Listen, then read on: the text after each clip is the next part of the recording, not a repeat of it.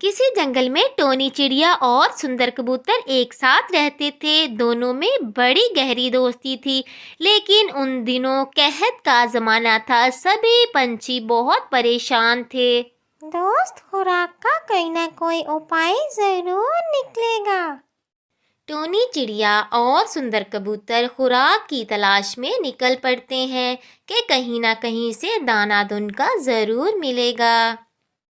तभी उन्हें अचानक एक जादुई बेल नजर आती है, जिसके ऊपर अपने आप अचानक से बहुत सारा फल लग जाता है।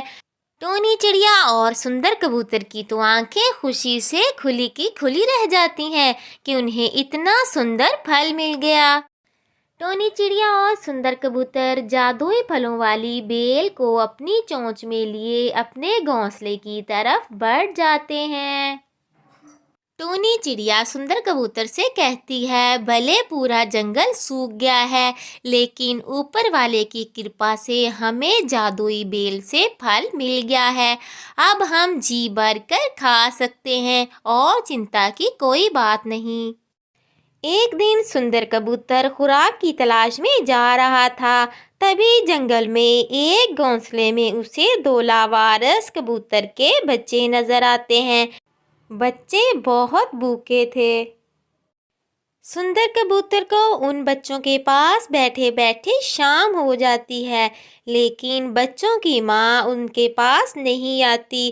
तभी सुंदर कबूतर बहुत परेशान हो जाता है। सुंदर कबूतर उन लावारिस बच्चों को अपने साथ घर में ले आता है और उन्हें खाने के लिए बहुत मीठा सेब देता है। तभी वहां पर टोनी चिड़िया आ जाती है, जो कि इन बच्चों को देखकर टोनी चिड़िया हैरानी से कहती है, अरे अरे, कहाँ से आए हैं ये इतने प्यारे बच्चे, और इनकी मामा किधर है? सुंदर कबूतर कोई भी जवाब नहीं देता और वो बहुत प्यार से नन्हे मुन्ने बच्चों की तरफ देख रहा होता है, जिनमें से एक बच्चा तो बहुत होशियार होता है। वो उड़ने की पूरी कोशिश करता है। कबूतर अब बड़े हो रहे थे। वो दोनों बहुत ही समझदार थे। एक कबूतर उड़कर दाना दुनका लाता और दूसरा कबूतर घर में खाना रेडी करता। ऐसे ही समय गुजरता गया और टोनी चिड़िया और सुंदर कबूतर को बच्चों से प्यार हो जाता है। तभी एक बड़ा कबूतर बड़ी बड़ी मूंछों वाला आकर उन्हें कहता है कि ये मेरे बच्चे हैं और मुझे वापस कर दो। टोनी चिड़िया उस कबूतर की बहुत मिन्नतें करती है कि वो इनसे ना छीने, जबकि सुंदर कबूतर बहुत मायूसी में बैठा होता है। टोनी चिड़िया और सुंदर कबूतर को वो छोटे छोटे बच्चे नजर आते हैं कि जो के जाना नहीं चाहते, और जो जालिम कबूतर था वो है कि जिद पे जिद लगाए बैठा था कि लेकर ही जाएगा। बच्चे कहते हैं कि हमें नहीं जाना। आखिरकार वो बड़ी मूंछों वाला दोनों बच्चों को लेकर चला जाता है। टोनी चिड़िया खाली घोंसले को देखकर बहुत ज़्यादा रोती है। वो बारिश में बैठकर अपने नन्हे मुन्ने बच्चों को बहुत याद करती है और कहती है कि वो कुछ ना कुछ करके अपने बच्चों को ज़रूर वापस लाएगी। ये सोचकर वो कौवे मियाँ के पास जाकर कहती है, आलू जी, जब ये बच्चे बिल्कुल लावारिस जंगल में पड़े थे, उनके पास खाने पीने की कोई चीज नहीं थी, तब तो इस बड़ी मूंछों वाले को नजर नहीं आया। टोनी बहन, तुम फिक्र मत करो, हम सब पंछी तुम्हारे साथ हैं। तुम्हें अन्याय ज़रूर मिलेगा। हम सब मिट्ठू महाराज के पास चलते हैं, इंसाफ दिलाएगा। चलो टोनी बहन, अभी चलते हैं। टोनी चिड़िया मिट्ठू महाराज को पूरी बात बताती है। टोनी चिड़िया कहती है कि महाराज, ये बच्चे लावारिस जंगल में पड़े थे। धूप और गर्मी बल्कि कहत में वो मर भी सकते थे। तभी हमने उन बच्चों को अपने घर में पनाह दी, खाने को दिया और हर तरह से उन्हें प्यार किया।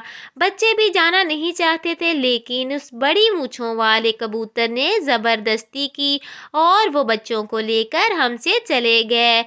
सुंदर कबूतर इतना दुखी है कि वो पंचायत में भी नहीं आया, क्योंकि वो उन बच्चों से मेरे से ज़्यादा प्यार करता था। मिट्ठू महाराज ने फैसला किया कि सभी पंछियों से वोट लिया जाएगा। जिसकी तरफ के वोट ज़्यादा होंगे वो जीत जाएगा। तभी टोनी चिड़िया सभी पंछियों के पास जाकर कहती है, प्यारे बहन भाइयों, आप सब लोग जानते हो कि हमने कभी किसी के साथ बुरा नहीं किया। हम सच में उन बच्चों को बहुत चाहते हैं, उनके असल माँ बाप से भी ज़्यादा। उनका बाप एक ईसाई है जो कि बेचारे बच्चों को ले गया। सभी जानवर टोनी चिड़िया और सुंदर कबूतर के हक में गवाही देते हैं। टोनी चिड़िया ये जानकर बहुत खुश हो जाती है कि उनके हक में फैसला हो गया है। अब हमारे बच्चों को हमसे दूर कोई दुनिया की ताकत नहीं कर सकती।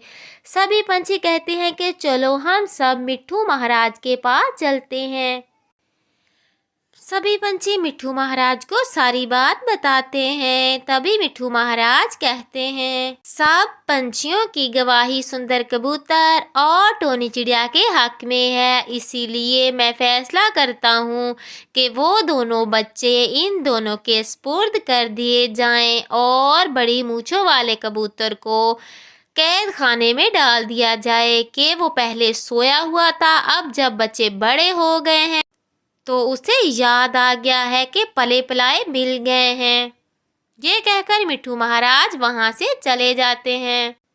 मिट्ठू महाराज ने एक सैनिक के हाथ अपना पैगाम भेजा है कि टोनी चिड़िया और सुंदर कबूतर के बच्चों को वापस किया जाए, वरना मूंछों वाले कबूतर तुम्हारे खिलाफ बड़ी कार्रवाई की जाएगी।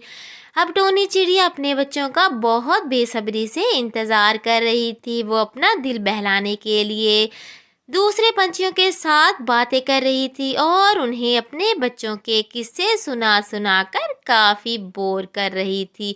बच्चे हैरानी के साथ उसके सारे किस्से सुन लेते हैं। टोनी चिड़िया बहुत परेशान होती है और वो कहती है, जब तक मेरे नन्हे बच्चे नहीं आ जाते मैं इस तरफ मुंह नहीं करूँगी। तभी बच्चे आकर माँ माँ पुकारते हैं तो टोनी चिड़िया कहती है, हाय मैं सदके में वारी, मेरे नन्हे लाल तुम आ गए।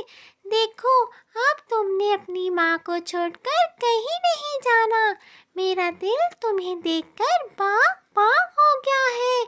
मेरे बच्चों तुम यहाँ रुको, मैं तुम्हारे लिए खाने का उपाय करती हूँ।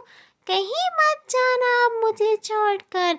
ये कहकर टोनी चिड़िया खाना बनाने चली जाती है और बच्चे बहुत खुश होते हैं। प्यारे दोस्तों, इस तरह टोनी चिड़िया, सुंदर कबूतर और वो नन्हे मुन्ने बच्चे हमेशा हमेशा के लिए एक साथ रहने लगते हैं।